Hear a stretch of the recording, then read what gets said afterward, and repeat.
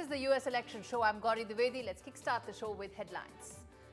First up, Donald Trump's call for army to handle enemies on election day sparks outrage. The blue camp slams former president for saying armed forces should turn against enemy within when voters go to polls.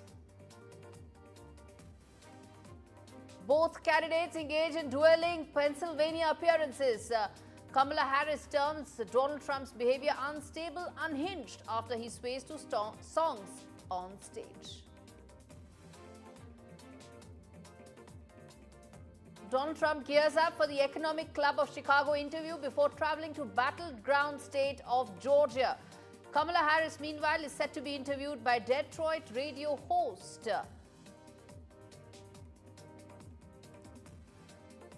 Massive scandal breaks out weeks ahead of November 5th polling. Kamala Harris accused of plagiarism in 2009 book titled Smart on Crime.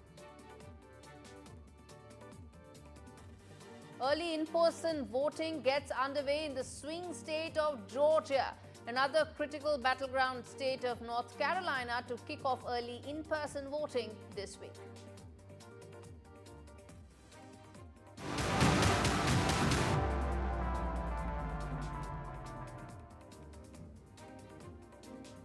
All right, 21 days to go to the race to the White House. Two critical battleground states, that's Georgia and North Carolina, are kicking off early in-person voting this week. In Georgia, voters can head to the ballot box starting Tuesday, and early in-person voting begins in North Carolina later this week. In Georgia, new laws have expanded early in-person opportunities. Fewer drop boxes are now available, making the option less appealing.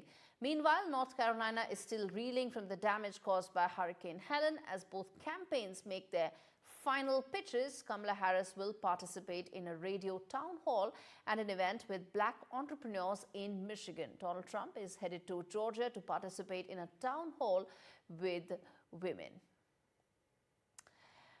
In fact, Donald Trump's call for army to handle enemies on election day has sparked outrage. Blue camp has slammed the former president for saying armed forces should turn against enemy within when voters go to polls. There's been a huge backlash to Donald Trump's enemy within comment, and he has suggested that the army must come up against the enemy within, quote unquote. Take a look at this report that tells you the story in detail. We come back and talk more on that.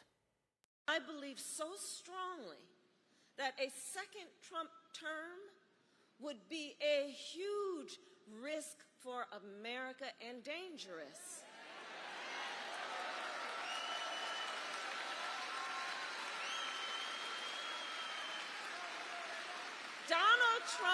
Donald Trump is increasingly unstable and unhinged.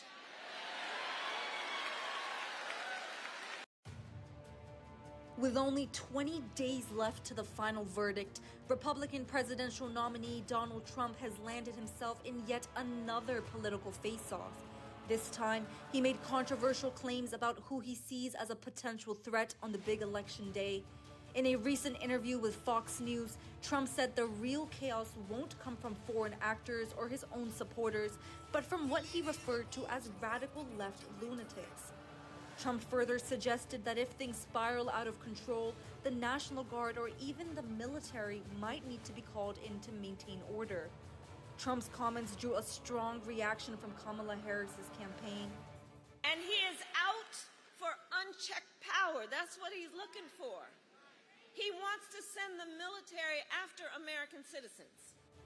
Trump continued his hardline stance on immigration, describing immigrants as a threat to the country and framing them as part of the problem. Trump is no stranger to controversy, especially after the events of January 6, 2021, when his supporters stormed the U.S. Capitol. However, when asked if he expected any trouble from his base, Trump dismissed the idea, saying that his supporters wouldn't be the ones causing problems. As Trump continues to deny any wrongdoing in the January 6th insurrection and faces multiple legal battles for attempting to overturn the 2020 election results, he has made it clear that he would go after political opponents if he wins in 2024. Trump even hinted at prosecuting election officials as political operatives who he believes could cheat. As November 5th approaches, Trump's rhetoric shows no signs of cooling down. With Ridda Makedia, Samia Afsar for NDTV World. All right, let's discuss this story in greater detail. The impact this could have on the election. What exactly does Donald Trump's messaging is all about? And can the Democrat camp really use this to its advantage? Jake Novak, who's a political analyst, joining me from New York City. Chona Blank, former advisor to President Biden. He's joining me from Washington, D.C. And Matt Klink, representing the Republican side, joining me from L.A. Thank you so much, gentlemen, for speaking to NDTV World. And let me start with you, Matt, simply because at the end of the day, you need to do the heavy lifting here to tell us what exactly Donald Trump meant when he said that he would bring out the army as far as those election results are concerned. Because sitting here in New Delhi, what one wonders is the leader of the free world, whoever may be, is talking on terms which normally third world countries or tin pot dictators really talk about. But go ahead, make your point, sir. Well, thank you for that lovely lead-in. Look, I'll say a couple things. One, to state the obvious, Donald Trump doesn't hold power right now. Joe Biden and Kamala Harris hold power. They control the military. Two, what I do find interesting is that Donald Trump's statements are always taken in a vacuum as if nothing else has occurred. You have to remember that this is a man who has had 2 assassination attempts against him. This is also a man who has endured, significant criticism from Joe Biden and from Kamala Harris. They've called him a threat to democracy, a fascist, a pseudo-fascist, unhinged. So, look, this election right now is all about mobilizing base voters. There are no more undecideds in America. The question now is who turns out and votes on election day. And Donald Trump is going to use every tool in his toolbox, just like Mrs. Harris is using. Absolutely. For her campaign. Both candidates are entitled to that. But I want to ask you a follow-up question before I get in the other 2 panelists, which is about the messaging that the former president is trying to send here. Is that a fear, or is there more to this?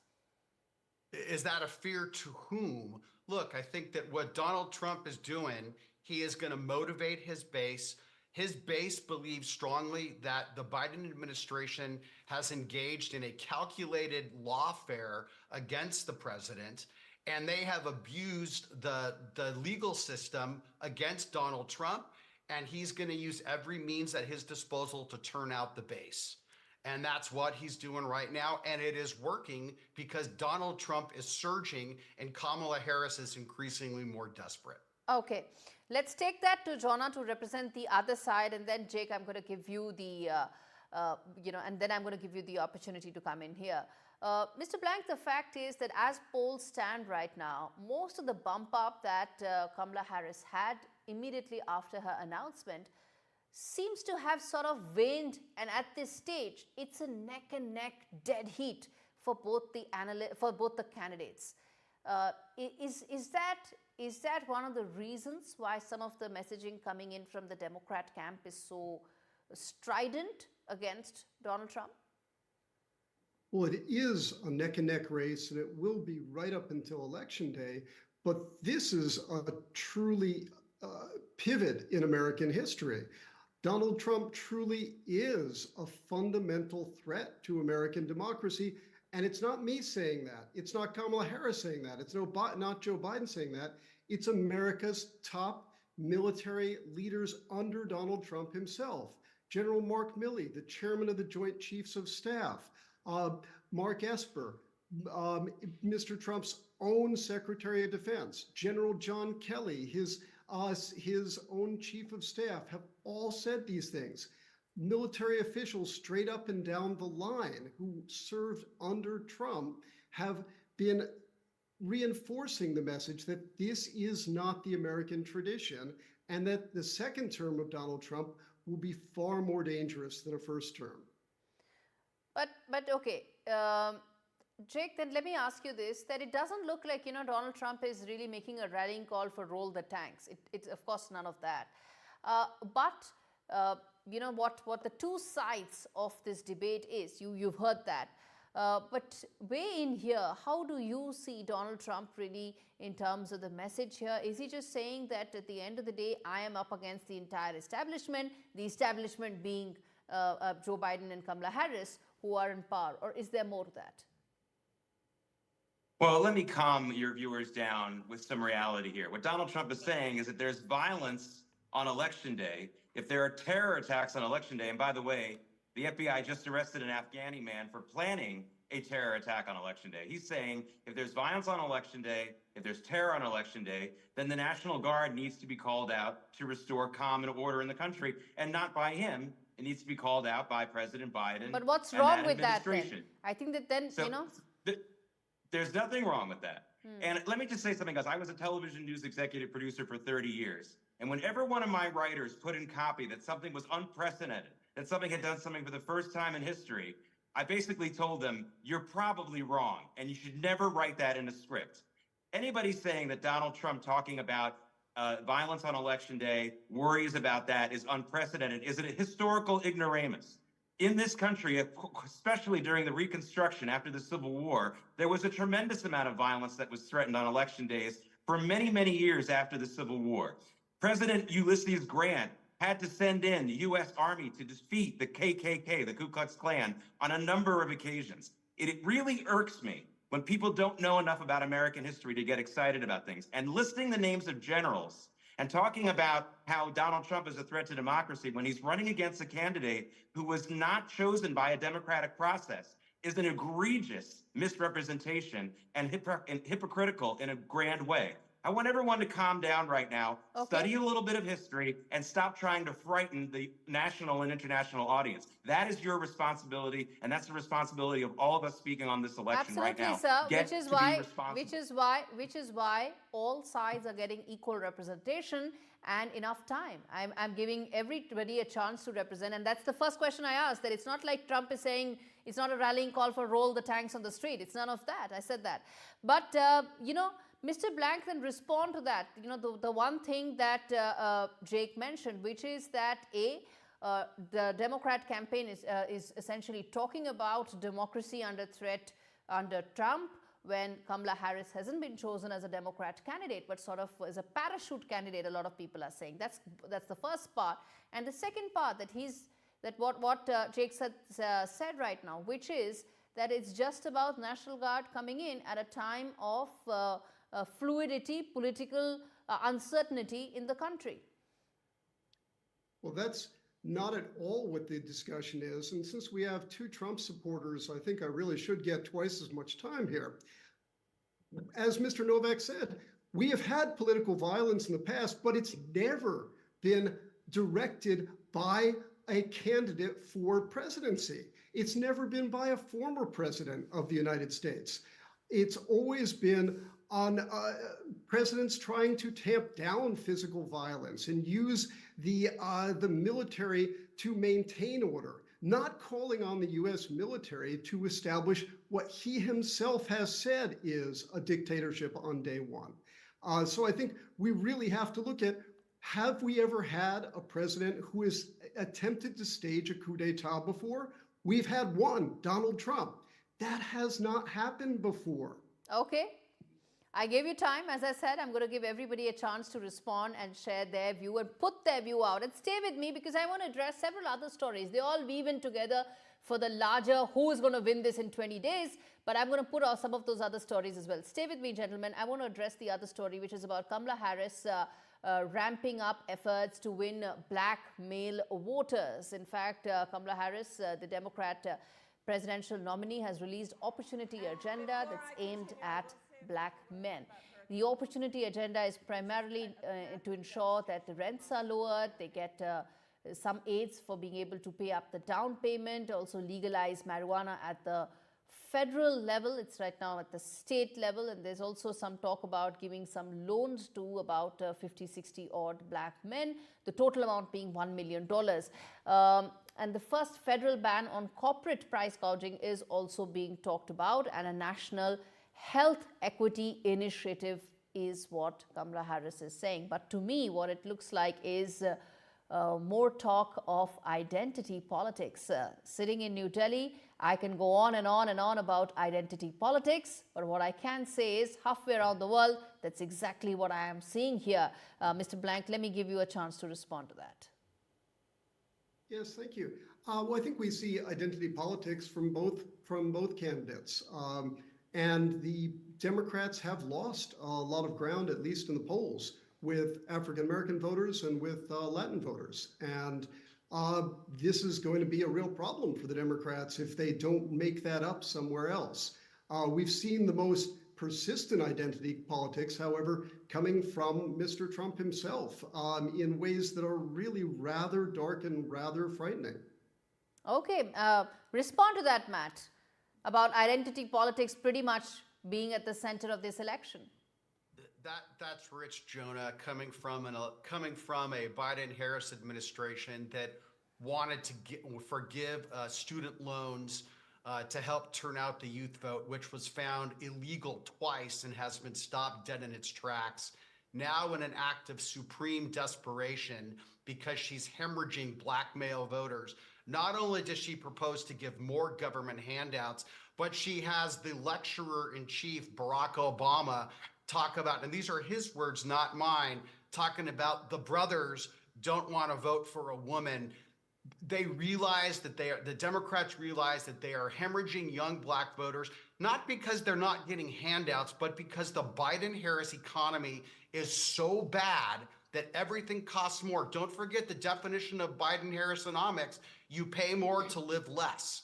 They are hemorrhaging black voters. They're hemorrhaging Latino voters, specifically male voters, and they're losing them in record numbers. And that's why, again, Donald Trump is surging across the United States, but especially in the 7 swing states. Jake, connect the dots for us here. One would imagine that a first woman of color as the presidential candidate being able to reach to or convey her message to the black voters would be that much easier for Kamala Harris as against Donald Trump. But connect the dots. What is it that we are missing in terms of her messaging that it's coming down to this? What you're missing is the disdain for the voters. You know, I'm not in favor of criminalizing marijuana. I think it should be decriminalized. I've been in favor of decriminalizing it for 30 years. But that's one point I want to really highlight in her so-called message to black male voters. This is exactly how little they think of them. They think that decriminalizing marijuana, legalizing marijuana at the federal level is something that's good for them. I can't imagine something that thinks of people in a more disdainful and sets a lower bar for people than that. Again, I don't want to criminalize. I don't want people in jail for possession or even for selling a small amount to a friend. Don't get me wrong. I don't believe in that, and I never have. But that's the one part of this proposal which really shows you what they think of black men. They think they're pathetic. This is like bread and circuses at the Roman era, but at least in bread and circuses, you got some good gladiator fights that everybody wanted to see. The fact is, this is a handout policy, and the reason why she's not connecting with black male voters is not because of her policies. It's because she's an ineffective communicator. She cannot connect with voters of any kind, black, white, rich, or poor. Okay, there's more story on the black lawmakers. In fact, we're staying with identity politics in America. That's a story we are dwelling deep in. But there's more news coming in there, which is that black lawmakers have called for probe of the GOP House candidate. And the Michigan Legislative Black Caucus has called for probe on Tom Barrett. The probe is over the ad that he has given, where he's given a wrong election date. Instead of 5th of November, he's actually put it 6th of November. One would think that the American voters are smart enough to know whom they're going to vote. Of course, they would know the date, but there are factors here involved. The attention to detail is important, and the fact that the charge against him is that he's purposely, on intent, misleading a certain segment of voters by targeting them. Respond to that, Matt. First I'm hearing of it. Again, don't forget, we have 435 House members, and I'm in California, not in Michigan. I will tell you, as one who cuts these ads and places these ads for candidates, it is typically not an effective strategy to run ads that have the wrong election date. Rather than thinking that what we say is Occam's razor, the simplest solution is usually the most logical solution. I'm willing to bet that somebody probably screwed up and the ad's probably already off the air. But look, they're entitled to run, they're Fire the ad entitled to agency. investigate it. Fire the ad I- agency, fire the creative director. That's the first thing I would they chalk gotta it do. up to I would chalk it up to stupidity and an error more than nefariousness. Okay. It's a poor use of campaign resources. I'll put it that way. Okay. In fact, one were to talk about news, well, there's lots coming in from the Fox News network as well, leaning towards the Republicans. They are now set to have a sit-down interview with Kamala Harris. It's a dramatic moment, in fact. There's a recent media blitz that the Democratic presidential nominee has been on. And well, of course, it has led to sharp reactions coming in from Donald Trump. Was expected, but there it has come. And he's also slammed Harris of election desperation. But at the same time, he slammed the network, saying you've been going very weak and soft on Democrats. But at the end of the day, well, the networks need to hedge their risks. Isn't that what it is all about, Jonah? Well, we have a media environment where one station, Fox News, is clearly a propaganda outfit. We have several others. Then why is Kamala Harris going there? I'm sure it was very controversial within her camp, but the rationale for going is that even though this is basically a propaganda outfit, there are millions of Americans who get their news from Fox News. You don't see Donald Trump going on MSNBC, which is a left-of-center news outlet. Would Donald Trump be welcome there? Of course he would. Would Kamala Harris be welcome on Fox? Yes, obviously. Is it As I said, wise it's for about them to go hedging there? your Well, they bets. reach millions of people. Okay, let's take that tweet of Donald Trump full frame where he's reacted very sharply because, it's Fox and he has a view on it that's very strong. And viewers can see that tweet. I'm not going to read that. But Jake, respond to the fact that, well, networks are entitled to hedge their risks. It's a very close election. No one knows who's going to win. So that's what they're doing here. Oh, it's not about hedging your bets. It's about getting ratings. I mean, the presidential candidate going for her first interview that won't be from a friendly interviewer. I mean, that's gold. Anybody would want that. So that's the biggest reason. It's not about hedging bets. And I think it's clear. I think Donald Trump's first part of his statement is correct. The second part I would take issue with. The first part being, that she's showing some desperation. There's a lot of people who absolutely see it that way. I do as well. There's no way that she would agree to this interview if that campaign felt like they were winning. So that's the first part. The second part, though, about Fox helping Kamala Harris out or something along those lines, I think he's wrong about that. First of all, I know Bret Baier. And Bret Baier is going to ask some pointed questions, but he is a consummate gentleman. And I think that there's some hope among the Harris campaign and the Democrats that they'll be able to see some kind of nastiness during this interview. And they'll be able to cut some sound bites out of it, put it on social media, and do something along the lines of, look how strong Kamala Harris was against this attack dog. That's not going to happen with Bret Baier. It's going to be a very respectful interview. So that's not going to happen. Okay. And so that's one. So I actually think Fox is going to end up helping the Trump campaign, not because it wants to. I'm sure they would like him to win, but not with this interview. Because it's not going to be the kind of event where Kamala Harris is able to show how strong she is in pushing back on Bret Baier. Bret Baier will not give her that kind of a personal hard time. All right. Okay. So yes, but one hopes that the biggest criticism that Kamala Harris has been facing, which is that she hasn't been a good orator in terms of putting her view across at multiple forums that she has been going to, probably some of those criticisms she could address. One sees that a lot on social media, but of course remains to be seen whether it's cutting any ice with the voters. Matt, quick word from you on that in terms of the Fox controversy. Well, I don't think there's any controversy. The Harris camp has made a conscious decision to get her out of the teleprompter canned speeches and have her do more media. Last week, it was a disaster. She was edited heavily by 60 Minutes. She giggled repeatedly on Stephen Colbert. And she answered in her typical Kamala Harris word salad. And these were all friendly media outlets. Now she's going on Fox again because her campaign is struggling. And I'm happy she's doing it. I wish she had done this early. I think wish she had what done the it most earlier. It's a convincing smart argument strategy. till now has been, to me, is what Jake said, that if the Democrat camp thought that they've been able to send the message across, they probably wouldn't go to the Fox network right now. All right, gentlemen, thank you so much. We've addressed a bunch of stories here, and we're going to keep doing that. Just 20 days left for the election. But a quick update on another story coming in, which is that days after the Democrat U.S. presidential nominee Kamala Harris challenged her Republican rival to release his medical records, Donald Trump has now responded on Truth Social, saying the vice president is dying to see my cholesterol.